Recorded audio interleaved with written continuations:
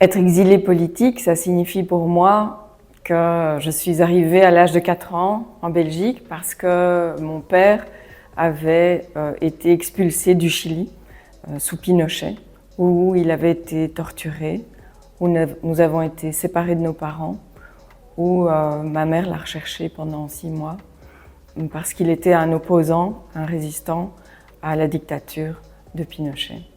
Et ça a signifié que pour des raisons qui étaient une recherche d'une société meilleure, une société plus égalitaire, mon père a été victime de traitements cruels, inhumains et dégradants qui sont contraires aux conventions de droit international, aux droits humains. Et donc nous avons réussi à obtenir un visa pour la Belgique en 1975, après 6 mois de prison de mon père. Et nous sommes arrivés, mes parents, mon petit frère et moi, en juin 1975, ici à Leuven. Dus ik spreek ook Nederlands.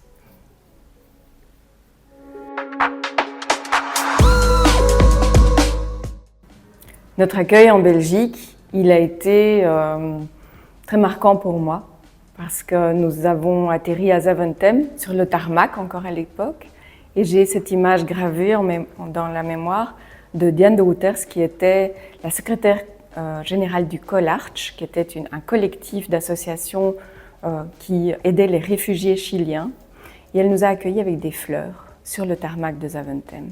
Le contraste est évident avec ce qui se passe aujourd'hui, d'autant plus que nous avons été directement amenés à l'appartement où nous avons habité pendant la première année de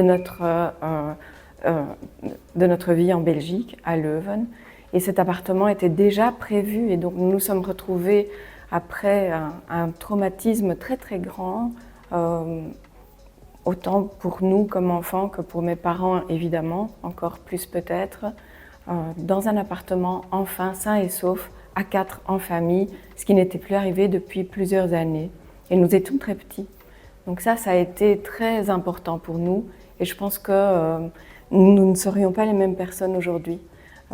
Aussi résilientes, aussi, comment dire, plus ou moins équilibrées quand même, probablement, si nous n'avions pas réussi, si nous n'avions pas eu un accueil de cette qualité, avec cette solidarité et cette organisation formidable qu'il y a eu autour des réfugiés chiliens, et nous en avons bénéficié. Vraiment, c'était extraordinaire.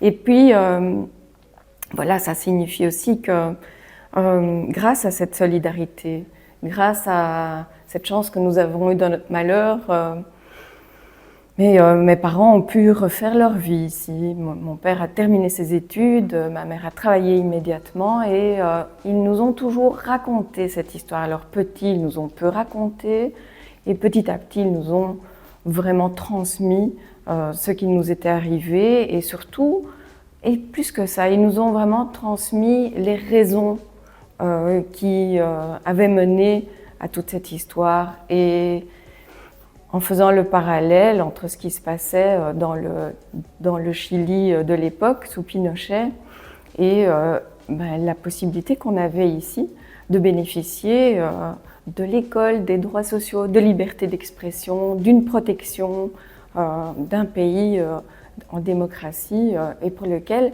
on se battait au Chili. Une démocratie sociale aussi, une démocratie qui allait permettre à la classe des travailleuses et des travailleurs d'accéder à leurs droits.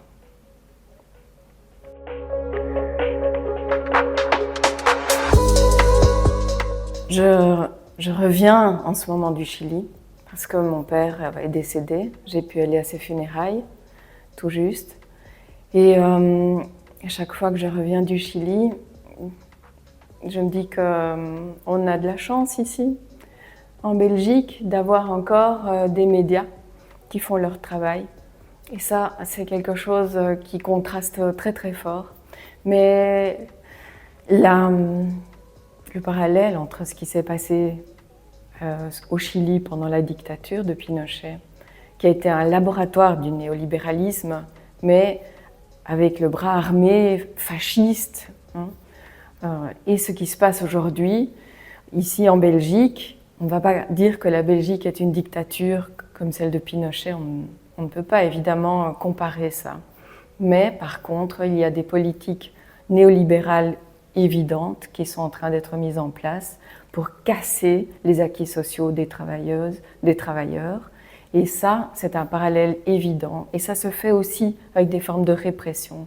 On empêche les mouvements syndicaux de faire le travail qu'ils devraient faire, qu'ils pourraient faire. On réprime les mouvements sociaux, on enlève des droits, on ne donne pas de droits aux personnes qui arrivent ici, réfugiées, politiques et économiques. On leur enlève des droits, les droits fondamentaux qu'ils ont. On casse en fait beaucoup de droits sociaux.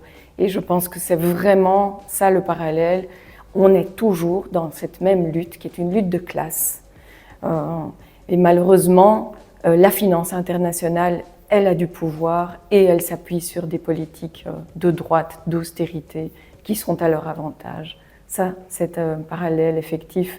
Mais on ne reste pas les bras ballants.